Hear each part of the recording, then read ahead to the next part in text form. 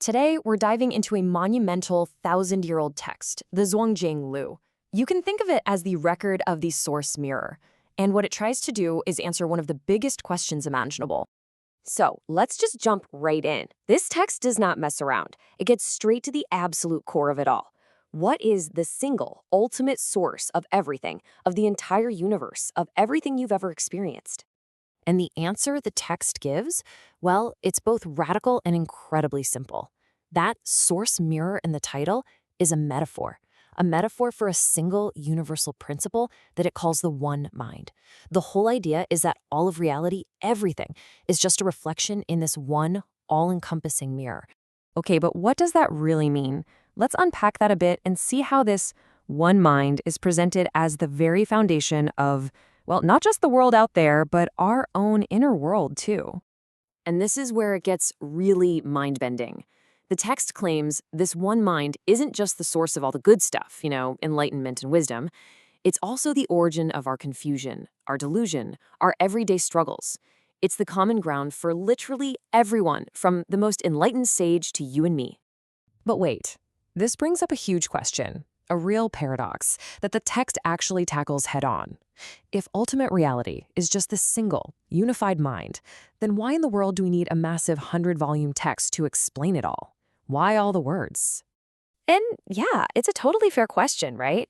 If getting tangled up in concepts and language can be a trap, why write a library's worth of text about it? It seems like a huge contradiction. Well, the answer is maybe one of the most brilliant and famous metaphors in all of Eastern philosophy. The teachings, the scriptures, all these words, they are nothing more and nothing less than a finger pointing at the moon. And this breaks it down perfectly. On one side, you have the big mistake, clinging to the finger.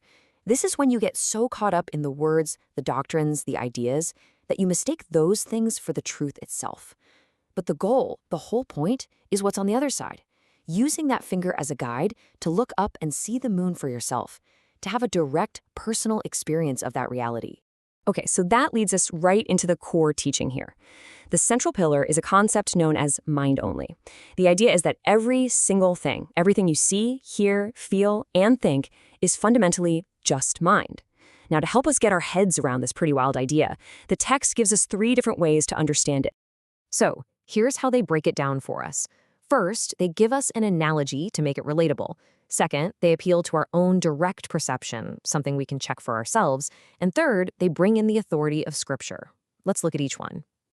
The first proof, the dream analogy, is just so powerful. I mean, think about it.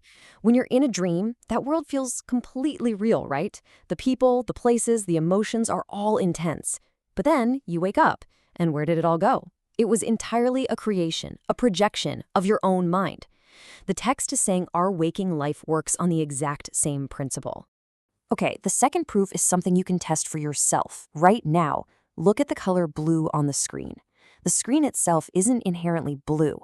It's just emitting light waves. Those waves hit your eye, your brain processes the signals, and then your mind creates the label and the entire subjective experience of blue.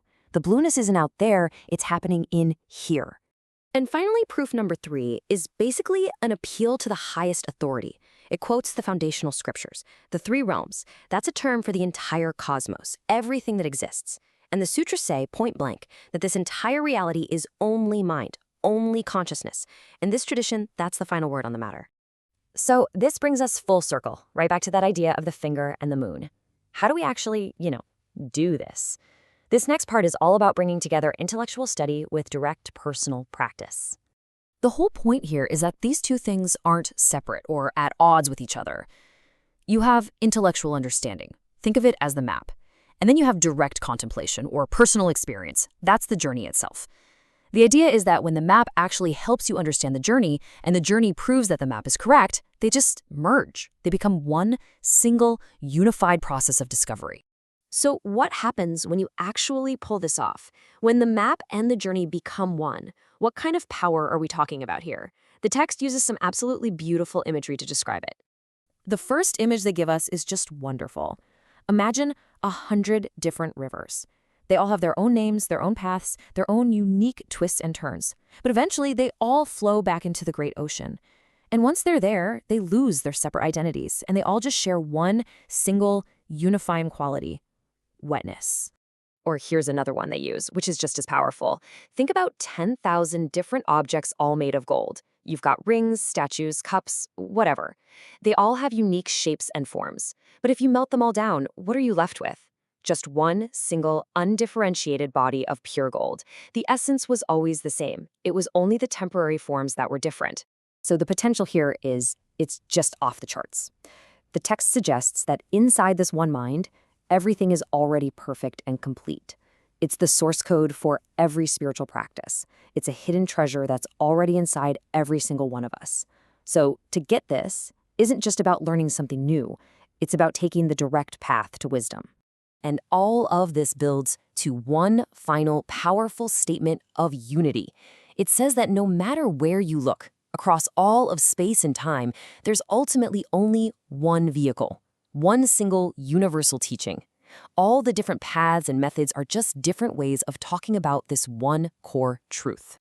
So we'll leave you with that thought. This ancient text isn't just a history lesson. It's a mirror being held up to our own perception. And the question it leaves us with is a really personal one. If you actually took this idea seriously, that everything you experience is a reflection of your own mind, how would your world change? What would it look like?